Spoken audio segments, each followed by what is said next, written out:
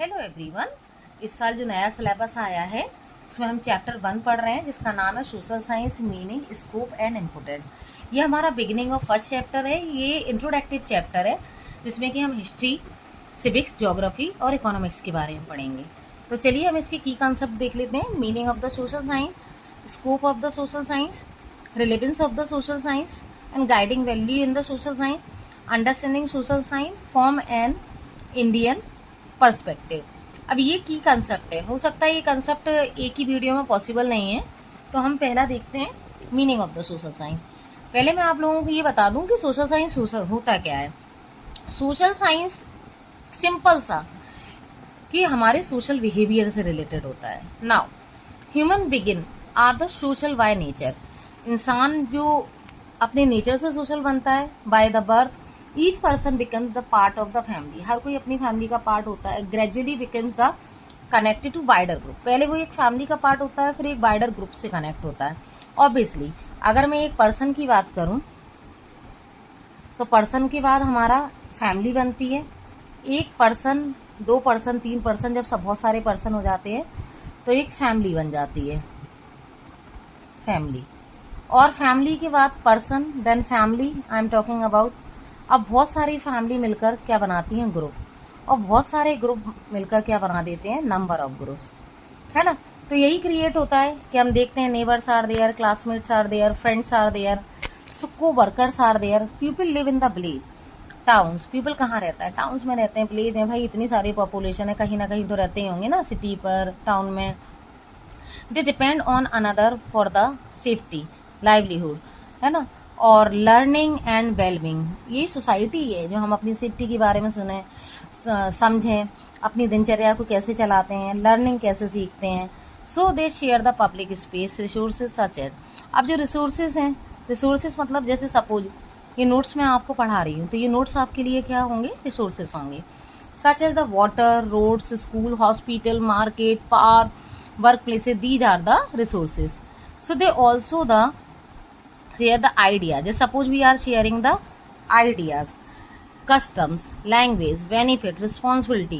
तो ये क्या होते हैं, ये भी हमारे क्या है, टाइप ऑफ रिसोर्सेज हैं। जैसे मैं बताऊं कि हमने अपनी बातों को किसी से शेयर किया तो ये भी रिसोर्स है, उससे हमें सीखने को मिला। हमारे आइडिया हमने किसी को दिए, ये भी रिसोर्स है ना।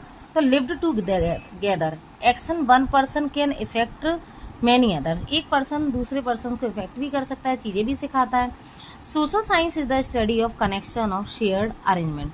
तो यही सोशल साइंस है जब हमारी कनेक्टिविटी हमारे शेयर अरेंजमेंट से होती है।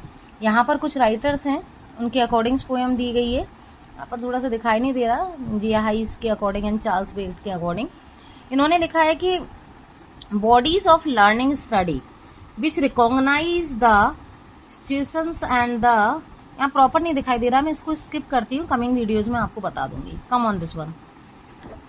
Now social science study society in a careful organise. Social science हमें बताता है कि हम किस तरह सोसाइटी को केयरफुली ऑर्गेनाइज करें, सिस्टमैटिक करें। It does not rely only the options and the assumptions, it are the question collect the information. कितनी हम इंफॉर्मेशन को कलेक्ट करते हैं, कैसे एविडेंस लेते हैं। एविडेंस अगर हम बात करें तो पास्ट की, कैसे हम ट्रेड्स करते हैं, कैसे हम चीज़ों को इंक्लूड करते हैं। ये सारा टुगेदर हमारा सोशल साइंस ही होता है। अब नाउ यहाँ पर हम देख सकते हैं कि हाँ, how we are taking the decision, how we are taking the benefit also, हमारे ओपिनियन क्या होते हैं, this is also part of the social science. यहाँ पर कुछ पॉइंट्स दिए गए हैं कि how we can understand the social science. Now people and their relationship, how the people use their relationship to others also. हम कैसे एक दूसरे की मदद करते हैं, either we are in the community, either we are in the social customs group, religious, how we are helping, okay. Interact कैसे होते हैं, हम अपनी रिस्पॉन्सिबिलिटी को कैसे समझते हैं। जैसे कि हम घर में, अपने घर में छोटी छोटी रिस्पॉन्सिबिलिटी को समझें, अपनी क्लास में रिस्पॉन्सिबिलिटी को समझें, बिहेवियर को समझें। फॉर एग्जाम्पल सोशल साइंस में how the family make the decision, how the community make the decision, है ना, how the different language are we people are learning. So this is the things about the people and their relationships. Hello everyone, आज हम है ना 9th class का geography का chapter 2 पढ़ेंगे जिसका नाम है शेपिंग ऑफ द अर्थ। नई एनईपी के अकॉर्डिंग, नेशनल एजुकेशन पॉलिसीज के अकॉर्डिंग जो हमारे न्यू चैप्टर्स इंक्लूड हुए हैं तो सेकंड चैप्टर है शेपिंग ऑफ द अर्थ, अर्थ का शेप कैसा है। तो उसमें ये आज हम कंसेप्ट पढ़ रहे हैं theory of plate tectonics. Yes, theory of the plate tectonics, like the theory of plate tectonics explain that earth outer layer, जो टेक्टोनिक्स प्लेट्स होती हैं वो अर्थ का जो ऊपर वाला पार्ट होता है, आउटर लेयर होती है, उसके बारे में बताती है, जिसको हम क्या बोलते हैं, लिथोस्फीयर। आप लोगों को वैसे भी पता होगा कि लिथोस्फीयर मीन्स क्या होता है, लिथोस्फीयर मीन्स लैंड। अगर आपको इसके बारे में और देखना है तो आप मेरे पुराने वीडियोस में देख सकते हैं। Lithosphere is divided into the large and small plate. भाई लिथोस्फीयर की प्लेट है, कभी बड़ी उसमें डिवाइड होगी, कभी छोटी प्लेट्स में डिवाइड होगी। अब जब डिवाइड होंगी तो इनका क्या काम होगा, मूवमेंट करना, है ना। जैसे कि अर्थ के अंदर वाले पार्ट को हम क्या बोलते हैं, कोर बोलते हैं। मिडिल पार्ट को हम लोग क्या बोलते हैं, अनुभव, मेंटल बोलते हैं। अपर पार्ट को हम लोग क्या, okay. Now the secondary things, it is the move over the semi fluid layer. अब ये क्यों मूव करती हैं, क्योंकि यहाँ पर जो मटेरियल है वो सेमी फ्लूइड लेयर है, लिक्विड मटेरियल है। क्योंकि जैसे जैसे हम अर्थ के अंदर जाते हैं तो वहां पर हमें कैसा मटेरियल मिलता है, टेम्परेचर कैसा होता है, बहुत ज़्यादा हीट होती है, बहुत ज़्यादा टेम्परेचर हाई होता है अंदर। तो ये जो जितने भी मिनरल्स होते हैं ये धीरे धीरे धीरे क्या करने लगते हैं, रोटेट करने लगते हैं, जिसकी वजह से टेक्टोनिक प्लेट में भी वाइब्रेशंस क्रिएट होते हैं। Now no as the lithosphere, this theory develop from the earlier ideas. इस थ्योरी को हमने अर्लियर पुराने आइडियाज पर डेवलप किया था, but included several related concept also, लेकिन उसमें बहुत सारे कंसेप्ट को इंक्लूड किया गया। One of the earliest idea, जो पहले आइडिया जो आया, द कॉन्टिनेंटल ड्रिफ्ट थ्योरी के बारे में, propose by the Alfred Wegener in 1912। इन्होंने क्या बताया, he suggested that all continent were once joint. पहले सारे कॉन्टिनेंट, ये जो आपको दिख रहे हैं ना अलग अलग अलग अलग ये जो प्लेट होती है उन्हीं को कॉन्टिनेंट बोलते हैं। पहले सब एक ही हुआ करती थी, और जब ये एक ही हुआ करती थी, ज्वाइंट थी together in the single land form, तो उसे पेंगिया बोलते थे।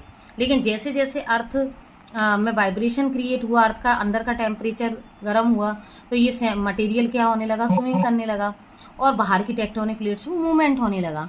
तो ये प्लेट्स क्या हो गई, एक दूसरे से दूर चली गई।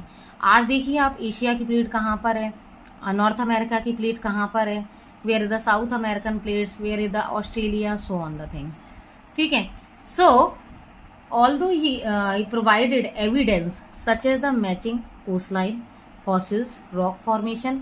तो अल्फ्रेड वेगनर ने ये बताया कि उन्होंने प्रूव्ड करा, एविडेंस देखी, कि उन्होंने मैचिंग कोस्टलाइन देखी कि हाँ पहले पास थी अब दूर चली गई, फॉसिल्स देखे, रॉक फॉर्मेशन देखा, पहले रॉक का फॉर्मेशन कैसे बनता है, कैसे क्रिएट होता है। He could not explain the mechanism behind the movement.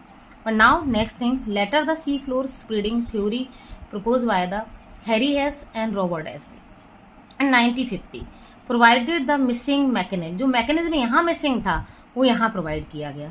According this theory new ocean crust is formed at the mid ocean ridge, है ना। इनके अकॉर्डिंग जो ओशियन क्रस्ट है वो फॉर्म्ड कहाँ हुआ, मिड ओशियन रेंज में, due to the volcanic activity. क्योंकि वॉल्केनिक एक्टिविटी ऐसा पॉसिबल नहीं है कि लैंड एरिया पर ही होती है, ये यहाँ ओशियन में भी जो सी आपका होता है, सी फ्लोर एरिया, वहां पर भी क्रिएट होती है, क्योंकि सी के नीचे भी तो आपको लैंड मिल जाएगा, अवेलेबल होता है।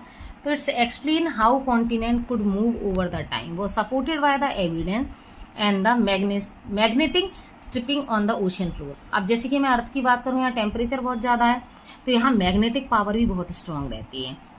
Another important concept is the theory of the convection current of in the mental. जैसे आपको पता है कि मेंटल ये वाली लेयर होती है जिसका हमारा रेशियो कितना होता है, कितने किलोमीटर डेप्थ होती है अनुभव, ये 2900, यस 2900 किलोमीटर, और कोर कितना होता है हमारा 3500 किलोमीटर, और क्रस्ट हमारा 35 किलोमीटर, और कॉन्टिनेंटल का 5 किलोमीटर डेप्थ होता है। Okay, earth core create the convection current in the mantle which the drive the movement of the tectonic. क्यों होता है, टेक्टोनिक प्लेट्स में मूवमेंट क्रिएट होता है as hot the materials rise. जब हॉट मटेरियल राइज होता है तो मूवमेंट क्रिएट होने लगता है ना। और जब वो ठंडा हो जाता है, सिंक हो जाता है, तो नहीं होता। It's create the circular motion, और ये सर्कुलर मोशंस में क्रिएट होता रहता है ना। प्लेट मूवमेंट्स धीरे धीरे करती हैं, तो यही है finally the modern plate tectonic theory combine all the idea, सारे आइडियाज को कंबाइन किया गया, चाहे वो अल्फ्रेड वेगनर का हो या फिर इनका हो आपका हैरी हेस का या फिर थर्ड वन साइंटिस्ट का हो, जिसके सारे आइडियाज को कंबाइन किया गया और एक्सप्लेन किया गया movement of both continental ocean plates, describe different types of the boundary. Diverge क्या होता है, जब एक बाउंड्री दूसरे से डाइवर्ट दूर चली जाती है तो उसको हम डाइवर्ज्ड बोलते हैं, है ना, क्या बोलते हैं, डाइवर्जेंट बोलते हैं। और जब दोनों लैंडमास एरिया पास आते हैं तो उसको क्या बोलते हैं, कन्वर्ज बोलते हैं, कन्वर्जेंट बोलते हैं। ठीक है, प्लेट कोलाइड्स होती हैं, आपस में टकराती हैं, तो उनसे भी नई नई मतलब चीजें क्रिएट होती हैं, जैसे कि compression theory help that explain earthquake, volcanic activity, mountains formations होना, ओशियंस ट्रेंच फॉर्मेशंस होना, ये सब क्यों होती हैं, ये रॉक्स का डाइवर्जन और कन्वर्जन होता है तो डिफरेंट डिफरेंट टाइप की चीजें क्रिएट होती हैं। सो this is the important theory of the geology. So I hope so theory of plate tectonic आपको समझ में आया होगा। इफ आपको समझ में आ गया हो तो you have to like more and more, subscribe more and more, share more and more, so this video can be help to the other student, those don't have the how they can get the knowledge. So thank you.